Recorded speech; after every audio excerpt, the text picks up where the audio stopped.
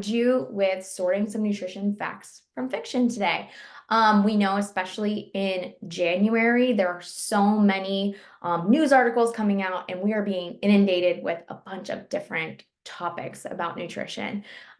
So over on our right-hand side of our first slide, we see 2024's hottest diet. It's the only diet you'll ever need. Finally see results. So a lot of these promises that we'll get into, and understanding how to cut through that noise and really get to the nitty-gritty of what's fact and what's fiction with these diets. Right. So first, before we get started, we are going to have a webinar giveaway, just like we do with our webinars. So if you schedule a visit with a dietitian by the end of the 25th, which is tomorrow, you can use the promo code New Year to be entered to win either a Fitbit Versa and like a meal planning glassware set, or a $250 Amazon gift card. So either of those are great options to get you kick-started and going with your dietitian. So that's, again, if you schedule a visit. The visit does not have to be completed by tomorrow. The visit just has to be scheduled by the end of tomorrow. Okay, so promo code New Year, and that's foodsmart.com/schedule. All right, so today we're going to cover defining a diet. So there are basics of weight loss and weight management. There's weight gain, weight maintenance, evaluating the promises of popular diets, sorting fact from fiction, a sustainable approach to manage your weight, and then, of course, a Q&A. Lindsay's going to monitor our chat box and see what are the most popular questions that we have, so that we have time at the end of our session. We'll make sure that we touch on those topics as well. All right. So first things first, what is a diet? And the truth is, everyone is on a diet, right? A diet is actually just what do you eat, right? So it's the usual pattern of eating and drinking by an individual or a community. We've kind of changed this definition to mean restriction, right? We're changing a diet, but really everyone's on a diet. Whether you think you are or you think you're not, a diet is really just what do you eat. So the second definition here is a manipulation of the typical pattern, typically for health, weight management, or nutritional reasons. It often includes specific rules or guidelines that restrict or encourage specific types of foods towards a desired outcome. So that may be what you're most familiar with as far as a diet goes, manipulating what you eat to get a desirable outcome as what you see as desirable, and that can vary from person to person. So most people pursue a diet for only a couple of reasons. So weight management, maybe weight loss, weight maintenance, weight gain, usually in the form of muscle. So when we're talking to someone with weight gain, they're typically saying, I really want to keep that muscle mass, or I want to grow that muscle mass. They're not just talking about weight in general. Other reasons you could be on a diet for health support, like diabetes, high cholesterol, blood pressure, cancer, other health issues. Some other diets that you might not initially think of are like allergies. Those are ways to manipulate your diet so you're not having adverse effects to allergies, right? Whether you're having arthritis, you may be changing your diet to reduce symptoms for that. Let me think of what other ones, like epilepsy. We can change diet to help reduce epilepsy, and that would be the impetus of the ketogenic diet, is to help with epileptic seizures. So those are many reasons why you could be on a diet. Today, we're going to focus more on like the general definition of a diet. So on that January 1, hitting the gym, we're looking for weight changes. Those are the diets we're really going to be focusing on today. Oops. So the basics of weight management.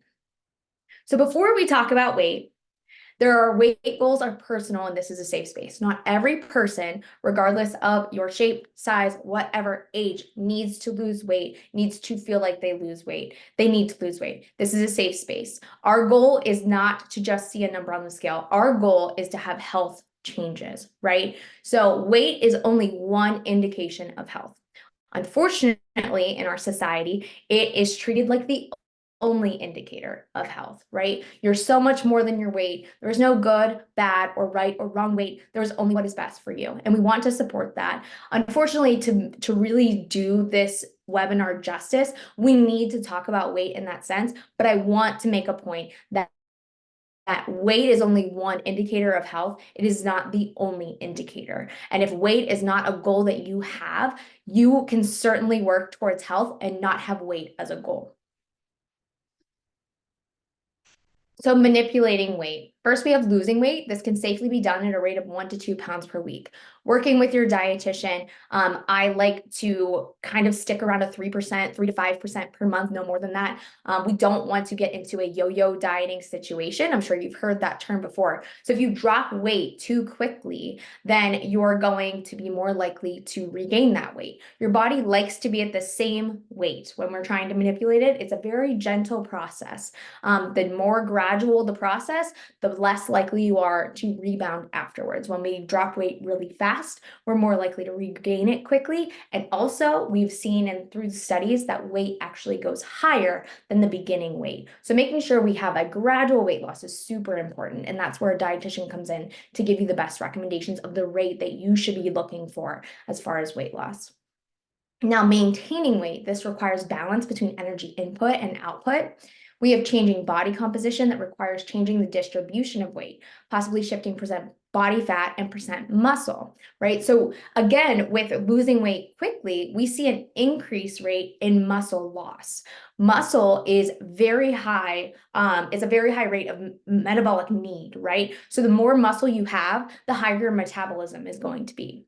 When we lose weight quickly, our body is going to prioritize breaking down that muscle tissue because our body does not want to get rid of fat, right? We think we're so smart, but our bodies are all about that like survival mode, right? And fat is what we need to survive. So if you're losing weight quickly, your body is going to prioritize fat over muscle, especially if weight training and strength conditioning is not part of your regimen, and you're not signaling to your body that it's an important part of your composition. You're going to lose that muscle mass so fast. So making sure that we're maintaining weight. So again, weight might not be an indicator of health, right? We might be maintaining weight, but our composition is changing, our percent is shifting, our muscle mass is going up. Those are all great things.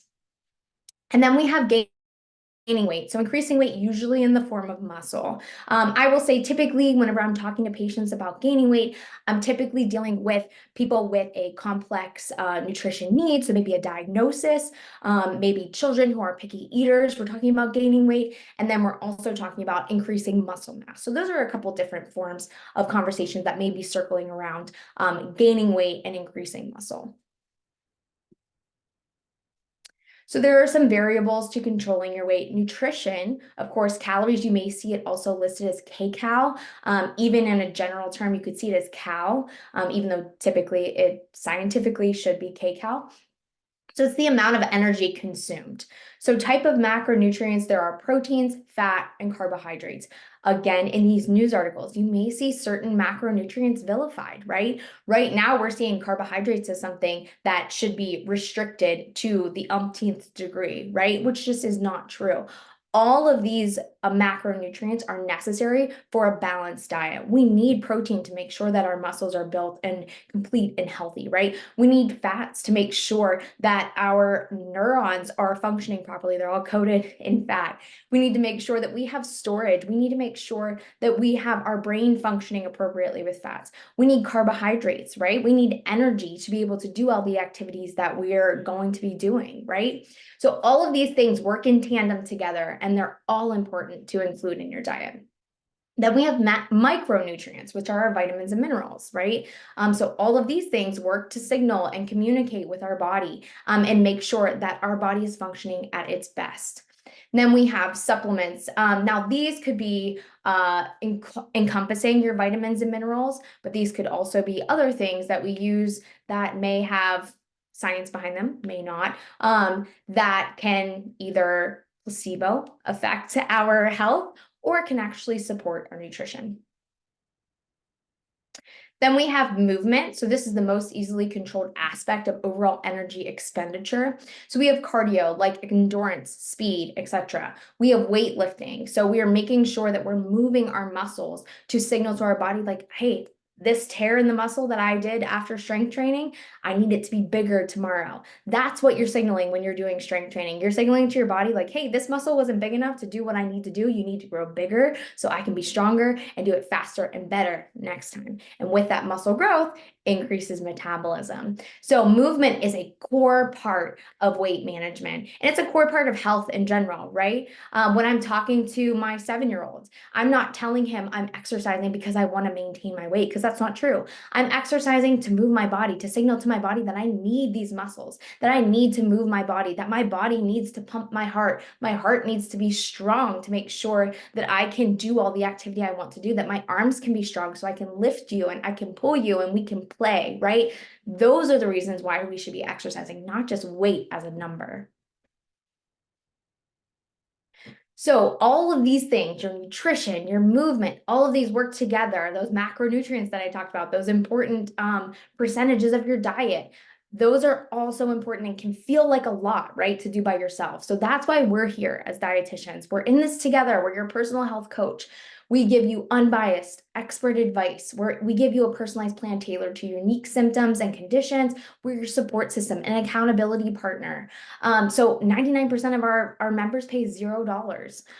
So again, back to that getting your appointment scheduled by the end of tomorrow to be entered to get either that $250 Amazon gift card or that Fitbit Versa and meal planning kit. You want to use promo code New Year and then schedule foodsmart.com/schedule. And again, all of our health coaches are dietitians, so we're here for you. We are here to give you that advice that you need to get through all of the crud that can be thrown at us.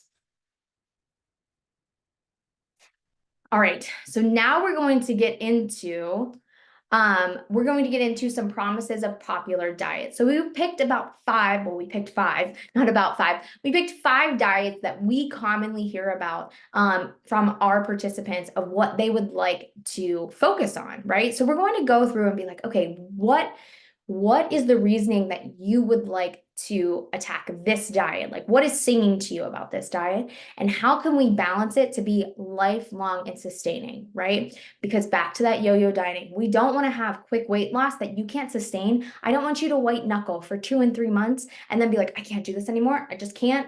And then we rebound and we regain more weight. I don't want that for you. And you should want that gradual weight loss if that's something you're working toward.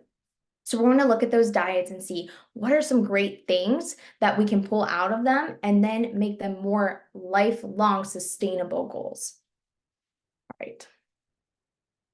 So what to watch out for when evaluating a diet? We have that all or nothing thinking. If you don't do this, you won't lose weight. Like that's all or nothing. We work on that a lot in my sessions, focusing on, we just had holidays, right? One day does not define success. You making one decision does not define whether you are a good or bad person, right? Guarantees. So are they saying you'll lose 30 pounds in 2 weeks, right? Short timelines, lose 10 pounds in 10 days. That's not what we're looking for at all. That sounds great, like on the face, but whenever you pair it with all that information that I've already given you earlier through this webinar, that's not great, right? Because if we're losing 10 pounds in 10 days, that means our body is going to be all out of whack and thinking it is in starvation mode. This is not a drill, and it is going to work very hard to increase that weight back up to where you were and add more on so it doesn't get back to that point again. Then we're going to talk about demonizing entire food groups. I touched on that with macronutrients. So if it says never eat fat or never eat carbohydrates, never eat proteins, those are going to be demonizing entire food groups that we need a balance of, right?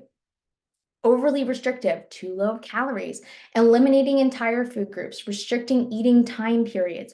All of these things can actually do the opposite of what we want to do with a lifelong sustainable diet. They can increase your focus on food. We can actually lean into disordered eating, right? We don't want to do any of these things that are overly restrictive.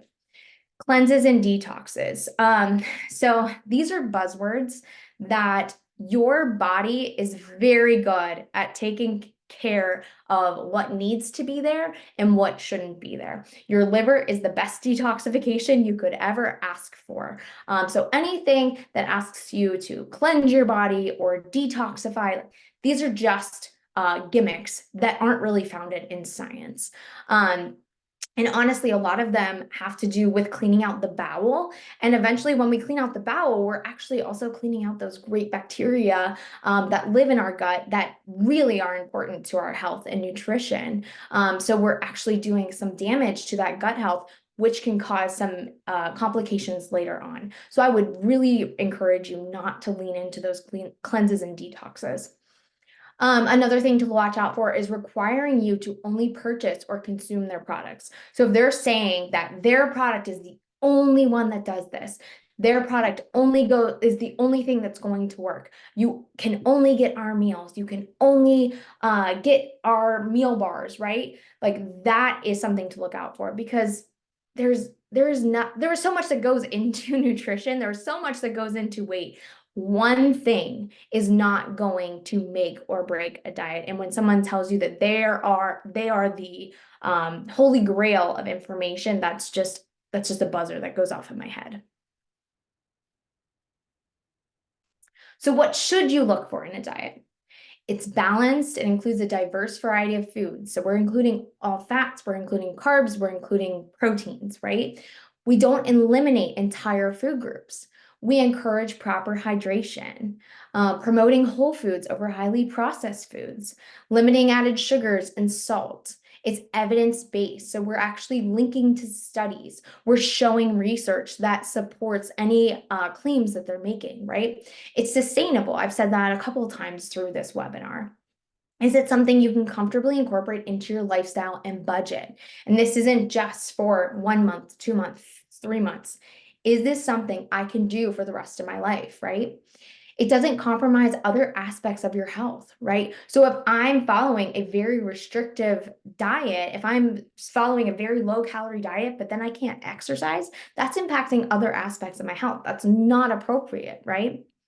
It supports personalization versus one size fits all, right? So with my patients as a dietitian, I can tell you without a doubt, there is not one patient that has the same plan as somebody else, right? We are all on our own journey. We are all on our own, we have our own food preferences, right? We have our own religious preferences. We have our own schedules. All of these things impact what recommendations I would make as a dietitian. So I can tell you, if they're telling you you have to do exactly A through Z to see success, that's just not true, because I have dozens of people who have varying levels of goals and we're all seeing success, right? So personalization we want to see versus one size fits all. So let's sort fact from fiction. So what we're going to do is we're going to look at, does it have principles we want versus one avoid? What science-based evidence does it include? And what claims are unsupported or controversial, right? So we will primarily be evaluating the nutritional merit of these diets rather than the structure of them, though we may touch on specific features, okay? So 5 popular diets we're going to go into. We're going to go into paleo, keto, points and portions, a flexitarian diet, and the Mediterranean diet. All right, so let's start with paleo. So paleo encourages whole, unprocessed foods, lean proteins, fruits and vegetables, nuts and seeds, healthy fats. These are all great things on the surface, right? We want whole foods. I mentioned that in what to look for in a diet. Now we're limiting grains, dairy, and legumes. What promises does it make? It promises weight loss, improved health, increased energy, reduced inflammation. So there's a lot of promises to make for a diet, right? So let's look at what is the actual research behind it. So in our evaluation of paleo, the paleo diet emphasizes whole foods aligning with a balanced approach. However, potential nutritional gaps may arise due to restrictions on grains and dairy, requiring careful planning to ensure comprehensive nutrition. So there are many nutrients that are necessary to be included when we're not eating grains and dairy. We're lacking those in our diet, right? So certain aspects of the paleo diet are great, but other ones are really lacking. And then when we link to that science-backed evidence, we see a lot more gaps. So certain aspects like increased fruits, vegetables, lean proteins align with evidence-based recommendations, right? We have a lot of evidence to support increasing our fruit and vegetable intake and lean proteins over high-fat proteins. However, more research is needed in the long-term effects and claims regarding exact ancestral diet replication and should be approached with caution. So a lot of times when you see the paleo diet, you'll see, well, this is how our ancestors ate. We ate all meat. We ate all from this certain animal, right? There isn't enough research to show that that truly is the case, right? So we need to take all of that with a grain of salt, right? So some of the things that are great about paleo are the whole foods, are incorporating those less processed foods in our diet. So focusing on those versus the elimination of food groups from our diet. So some unsupported claims, while the paleo diet may offer benefits, claims of mimicking the exact ancestral diet lack scientific validation. Statements related to weight loss and health improvement should be critically assessed, and individual responses vary. Something else that you can look at with paleo is caloric intake. So because we're doing a lot more whole foods, we need to look at making sure that we're actually eating adequate nutrition and we're balancing the macronutrients that we're eating, right? So we're eating enough carbohydrates, we're eating enough protein, we're eating enough healthy fats, right? So because paleo can focus a lot on protein, and I think that can be just because of the mindset of paleo of eating meat like a caveman, right? Again, that unsupported thought process of what our ancestors would have eaten, we can actually increase a lot of our unhealthy fat intake. So that's something where if you are looking to eat more whole foods and eat more meats and fruits and vegetables and kind of increase a light paleo version of this diet, that's where a dietitian can step in and make sure that you're not eating too much saturated fat, because we know that that causes heart problems, right? So let's go on to keto. So keto or very low carb, they encourage high fat foods, moderate protein intake, and low carbohydrate consumption. This limits carbohydrates, especially refined sugars and grains. Promises are rapid weight loss, improved blood sugar control, increased energy levels, mental clarity, and focus. So again, a lot of promises, right? When we talk about what it encourages, those high-fat foods, we already touched on it a little bit with paleo. We'll see if you're not careful about the fat choices you're making, you can increase your saturated fat intake, which is not great for our heart health. So let's dive deeper into what keto says here. So our evaluation of keto. So the keto diet's emphasis on fat and the restriction of carbohydrates may lead to initial weight loss. However, potential nutrient deficiencies and limited food variety should be considered in long-term planning. So limited food variety. I see this a lot in my patients of when we restrict items. So let's take what we're all thinking, like sweets, right? Let's take the easiest one. If we're saying, I'm never going to have a sweet again, right? You just increased your want for that item versus a more balanced approach where we say, you know what, I don't want a cookie today, but if I want a cookie tomorrow, I'm going to include it as part of my plan, right? So when we cross out whole food groups, whole sections of our diet, we can have an increase in that craving. And that's why keto can be really particularly hard to maintain over a long period of time.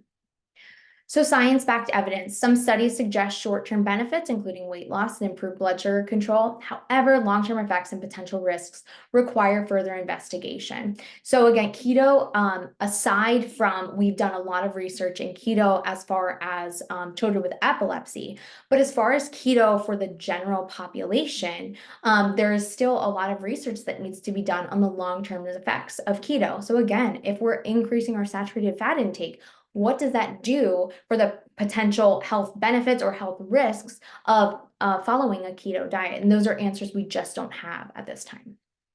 So unsupported claims of rapid weight loss and cognitive benefits are common, but may not be universally experienced. Individual responses vary, and potential side effects such as the keto flu should be acknowledged. So our brains function on mainly carbohydrates. So if you're trying to get through to start a keto diet, right, you may experience what's called the keto flu.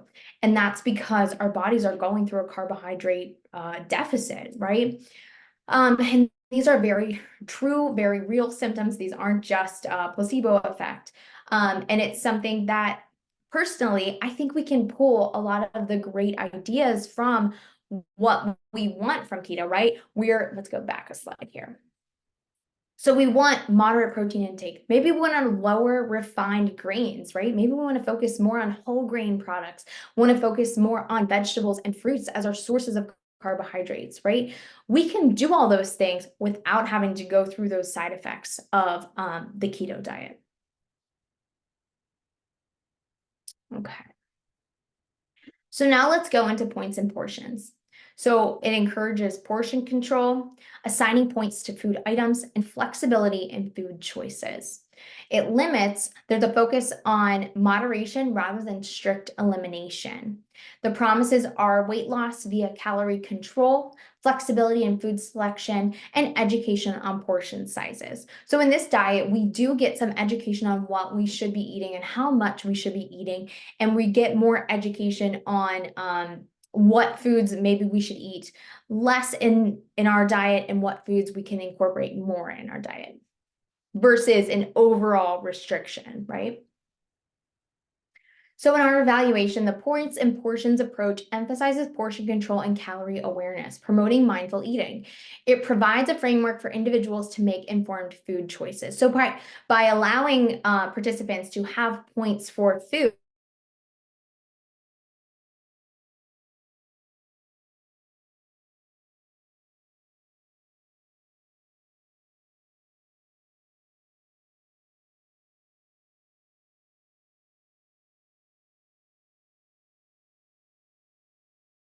eating in awareness and moderation. So this can be something that can help a lot of times. Oh, am I frozen? Can you guys hear me? You were for a bit, but you're back. Thumbs up. What'd you say? You're back. Okay. Where did I stop? You rewind about 10 seconds. Yeah. So did we get into evaluation at all? I would start there. All right, sounds good.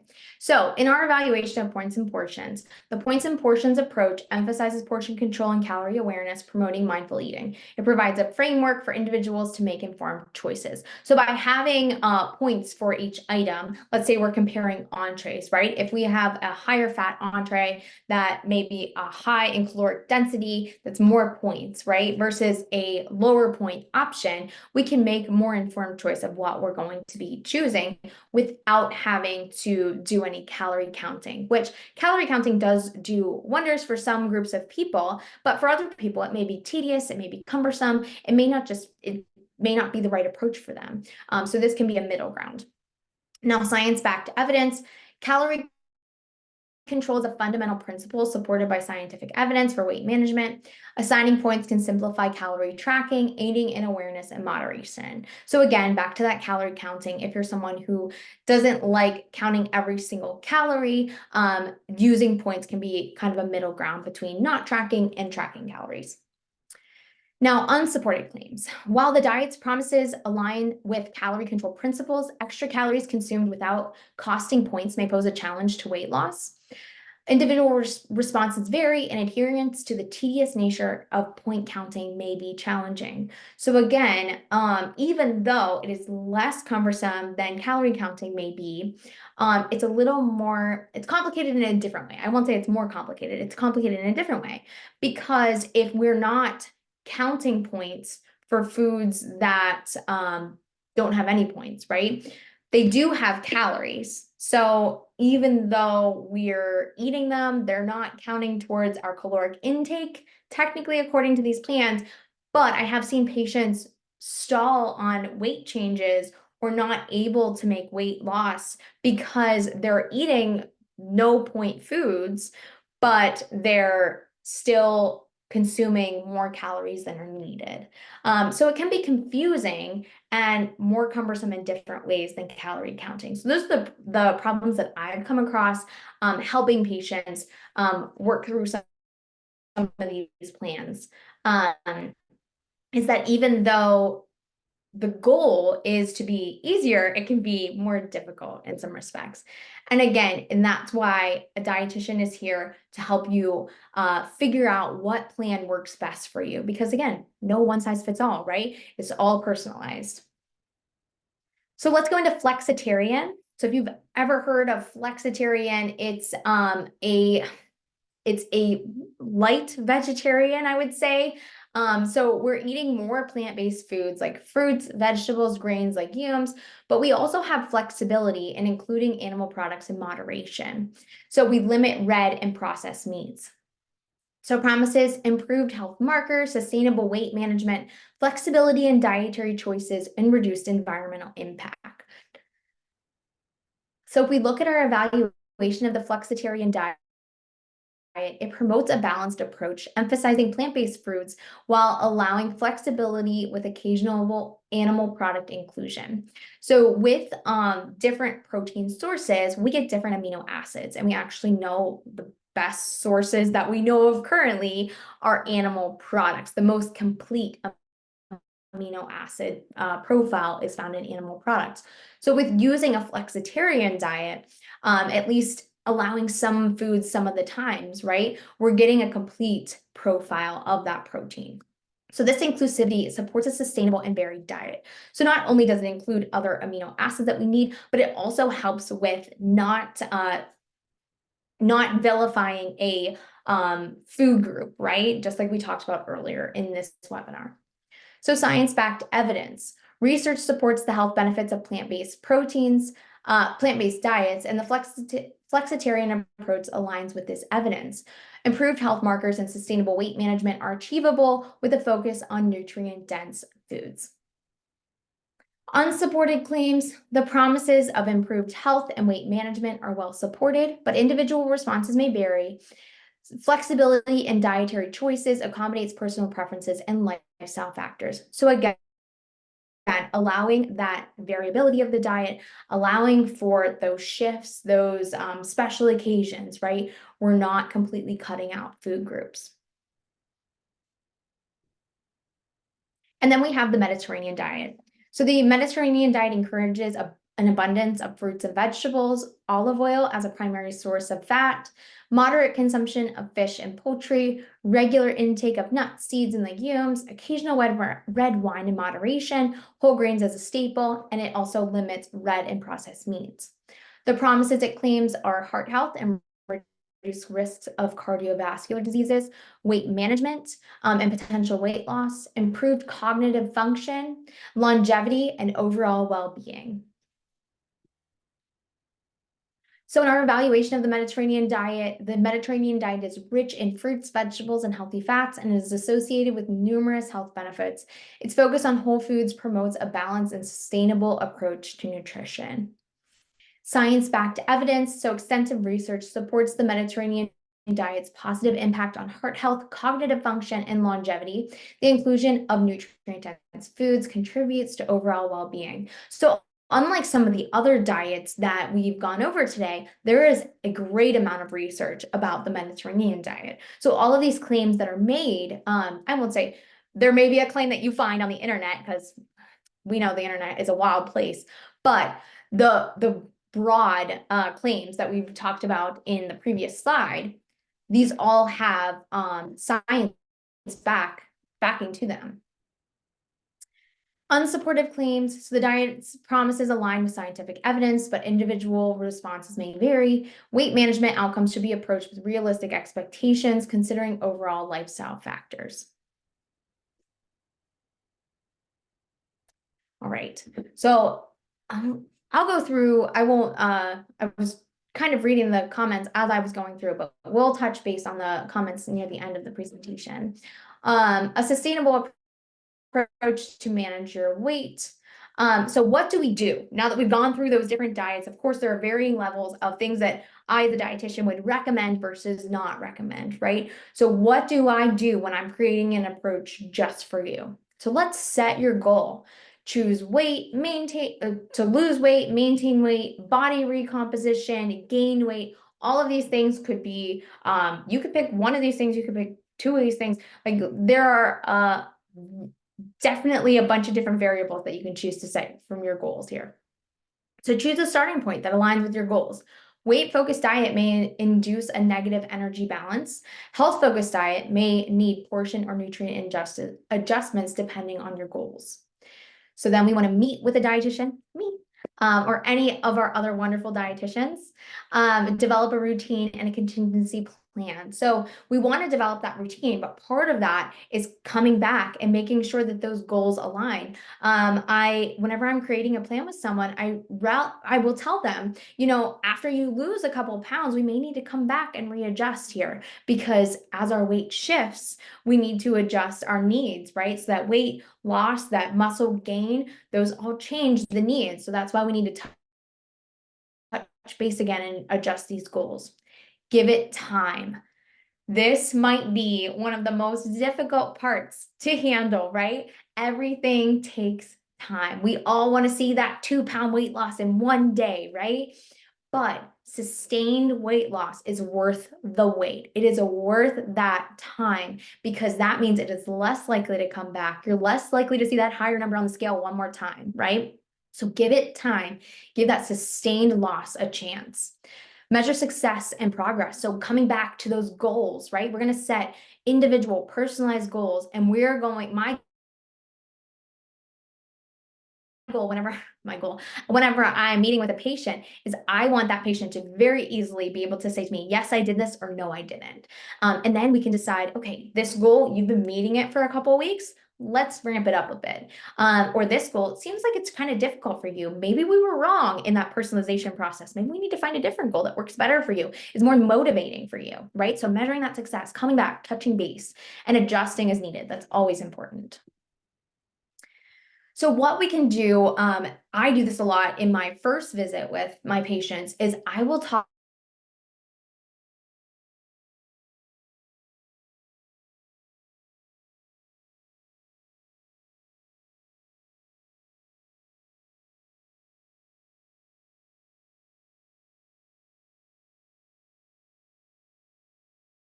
okay, but having someone as an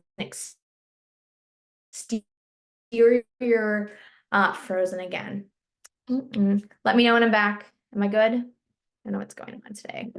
Okay, perfect.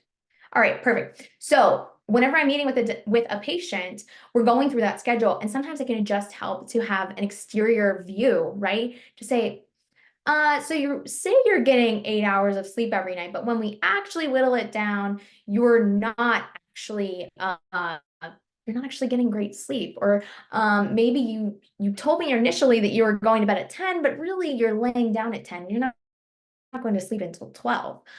So just getting that exterior perspective is so helpful.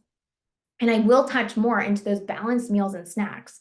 So what is a sustainable way to balance those meals and snacks if you're not someone who wants to count macros and calories and all of those things? And that is not necessary. I do not want you to think that whenever you meet with a dietitian, you are going to need to do any of those things. We can create a goal that is truly completely custom to you.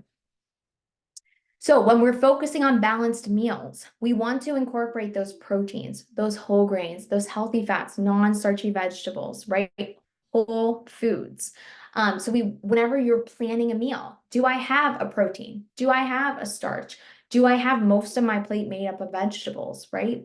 Those questions, you can very quickly look at a lunch. Like, let's all think back. Well, I'm an Eastern, so I've already eaten lunch. Some of you might not have eaten lunch yet, but you can think back to your lunch. Like, did I actually have protein? Did I have a healthy starch? Did I have vegetables for lunch? And then you can use those as an indicator of, well, maybe that lunch wasn't as balanced as it could have been.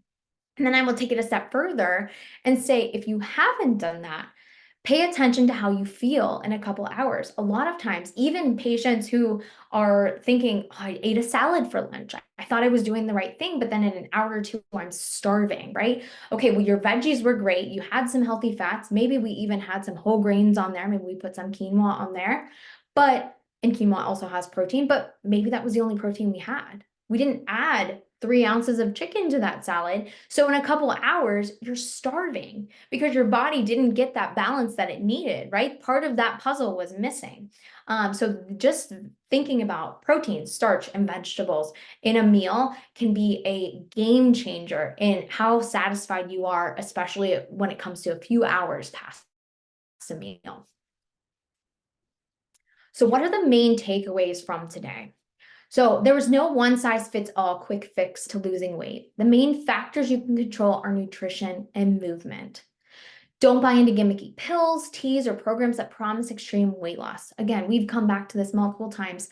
That extreme weight loss that's really quick, that is not sustainable. And most of the time, it's going to revert back to your original weight and some on top of that. While different diets can work for different folks, a personalized approach is key. So if something about even some of the diets that we talked about today is singing to you and you're like, I really just feel called, like that just sounds really great. Talk to your dietitian and be like, what is it about that diet that really sounds great to you? Is it just the promises, or is it the fact that it focuses on whole foods? Because that's great. That's a great goal to have, to focus on less processed foods. But let's whittle it down and let's make it sustainable for a lifelong occurrence.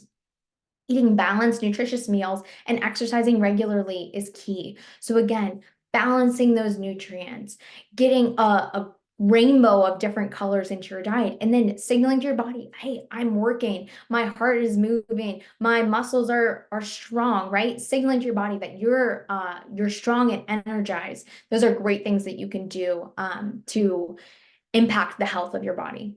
Creating a wellness schedule can help keep you on track. So setting goals that aren't vague, right? We want to set a goal that says, I'm going to the gym Monday, Wednesday, and Friday, right? So I can say, yes, I did go, yes, I didn't go, or no, I didn't go, or yes, I did go, right? We want to be able to have it be actionable, right? We want to be able to say, yes, I did this and I can progress forward and make more progress, or I didn't do this and I need to make a little bit of a change, right? Because this goal isn't working well. So creating that schedule can help you do that.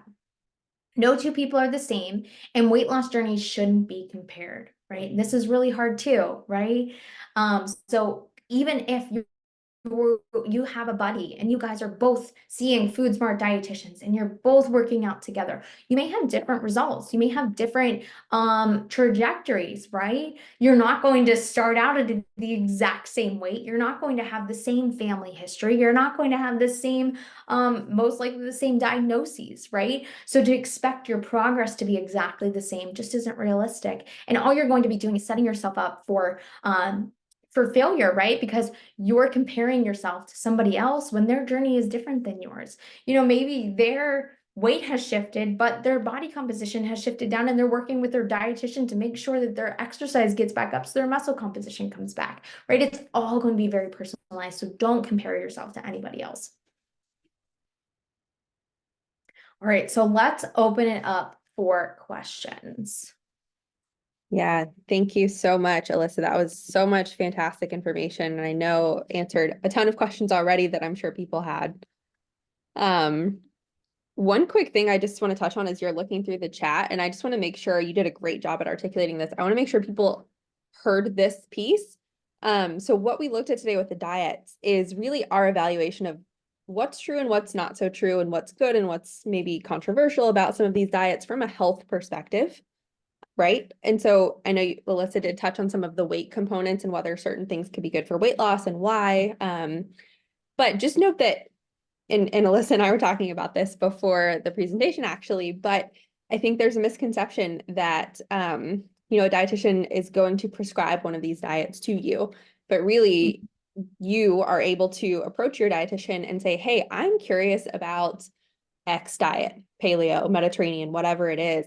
And their job is to work with you to tailor it to your goals. So any of those diets potentially could be suitable for you, some more than others, right? For different goals.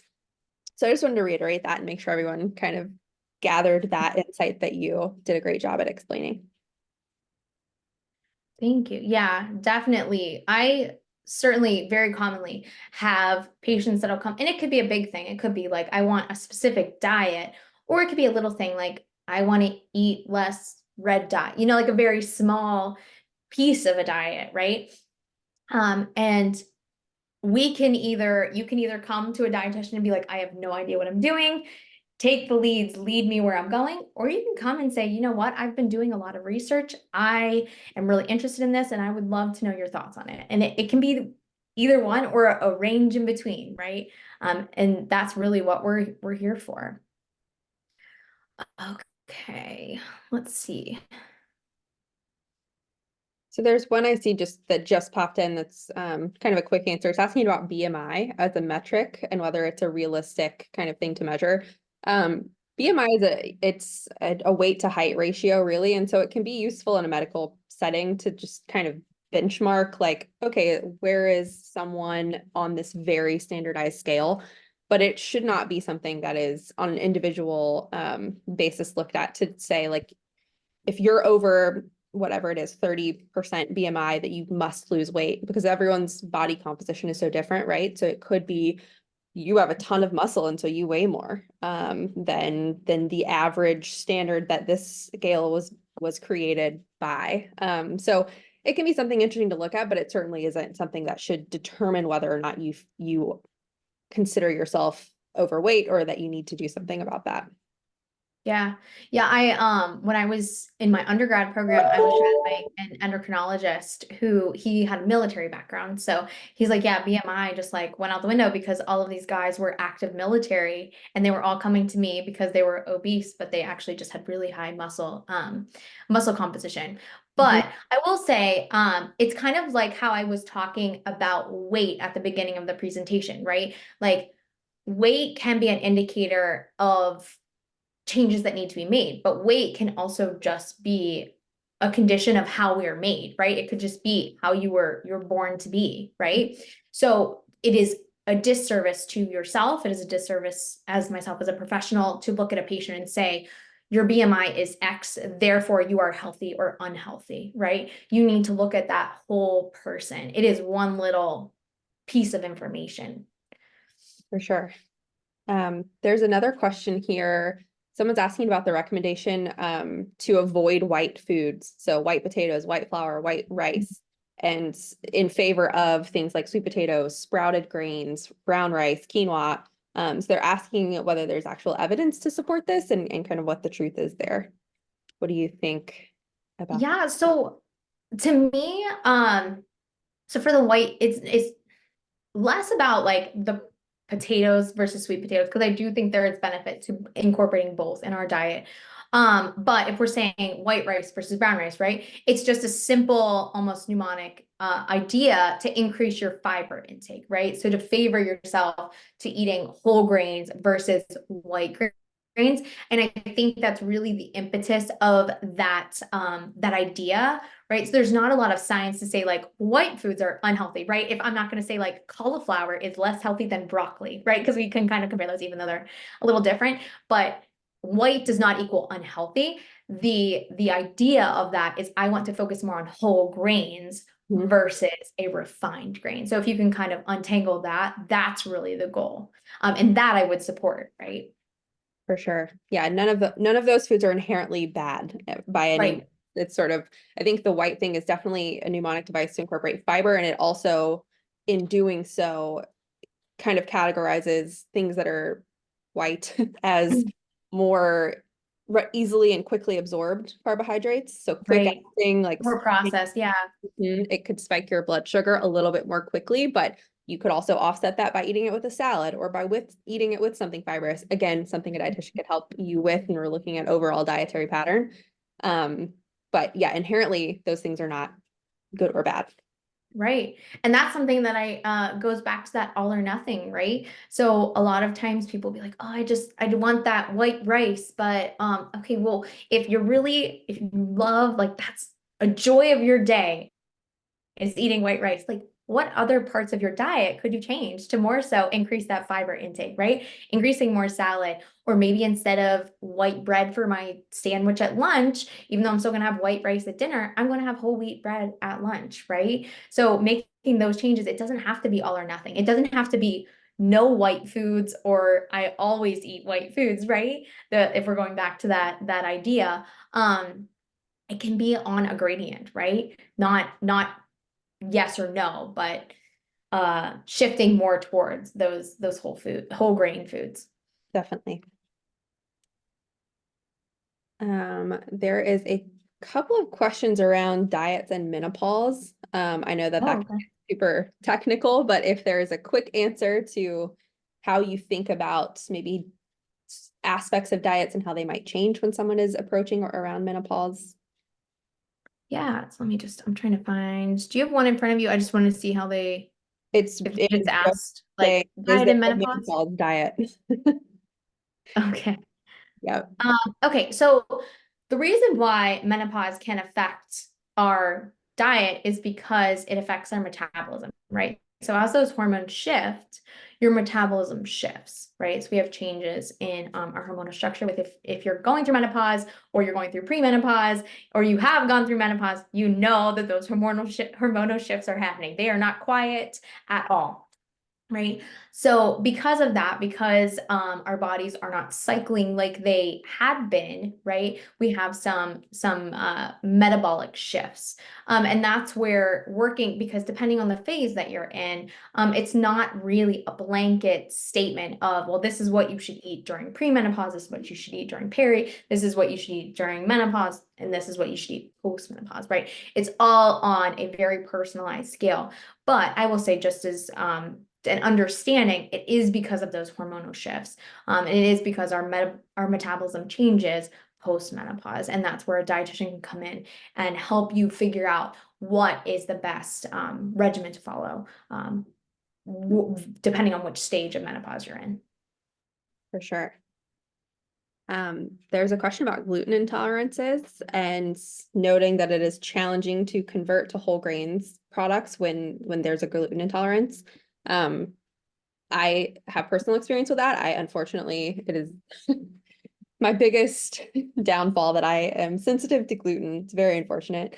But I would say, similar to what Alyssa said, that there are so many other ways to get whole grains, diverse, fibrous types of grain. So you could do quinoa, you can do rice. If you have celiac, there are certain certifications you can look for just to confirm that things are truly gluten-free when it comes to rice and oats and things that are processed similarly. But I would encourage some of those. There's also a sourdough brand that I love. It's called Simple Needs, and they ship it to you, but it tastes just like sourdough. The ingredients are really great. And they are whole grains. So if you were really looking for a good bread alternative, that's a great one. So yeah, that's what I would say. I would look for your whole grains or your fibrous foods elsewhere. Make sure you're getting enough fibrous veggies, sweet potatoes, and Mhm. good. And things with the skin, like that's something that we commonly don't think of, like especially with potatoes, like having red skin potatoes versus having like a white mashed potato, right? And where you're peeling the skin, like you're removing all that fiber, all that goodness from it. So including the outside of your fruits and vegetables as much as possible is a great benefit to do as well. You mentioned quinoa, brown rice. Oats would be another one that you could look at. You want to make sure that they're gluten-free oats. Um, Yeah, there's all kinds. We probably have time for one more question. sure. Do you have one that stood out to you, or otherwise I have a couple good ones. I don't know. Do I take the control or do I give it to you? I'm gonna take I'll take and I'll there were a couple questions about intermittent fasting, so I'll take that one. Cool. So intermittent fasting, if you're not familiar with it, is basically reducing, just answer all of them in 10 seconds, is reducing the window that you eat, right? So it's either, most commons are 12-12, 14 and 8. So there are 14 hours of fasting, 8 hours eating. 14 and 10, 16 and 8. And so you're varying the times that you're eating versus fasting, right? So actually a lot of interesting research coming out with intermittent fasting.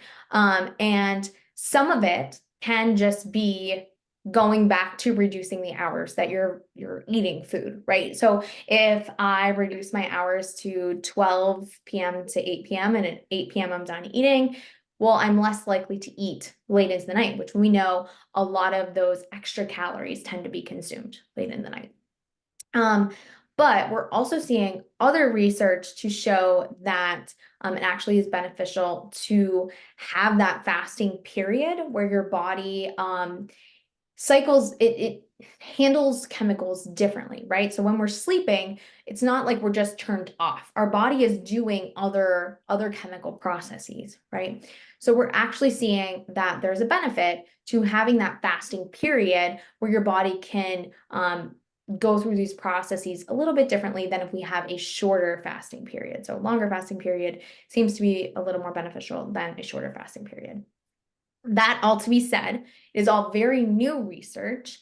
And I hesitate to say, jump on a bandwagon and say, you should only be eating for 8 hours a day and be done. And everyone should fast for 16 hours a day, right?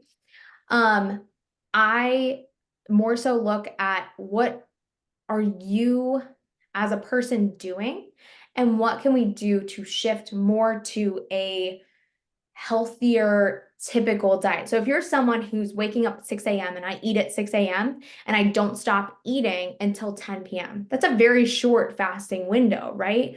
So what can we do to maybe edge a little bit towards maybe I don't eat breakfast till 7, maybe I stop eating at 9, right? So let's close that window a little bit versus going from eating a typical American diet to I'm only eating 8 hours a day, right? Because then we might swing into what we talked about with the diets that we don't want to have, where we're having very restrictive behavior. We might be starting to feel like we can't have certain types of foods. We might even lean into more of a disordered eating pattern, right? So working with your dietitian to be more about every waking hour of my day isn't necessarily a window of eating, but I'm also not leaning into intermittent fasting either. So kind of that middle ground. Mhm. Always flexible, right? Exactly. Right. Cool. Well, Okay. Alyssa, thank you so, so much. This was fantastic. Thank you everybody for participating. We will be sending out a recording of this webinar in the next day or so. And please make sure you schedule your visit using the code New Year by the end of the day tomorrow to be entered to win the $250 giveaway. Thank you guys. Thank you so much. Thank you. Bye. Have a good one.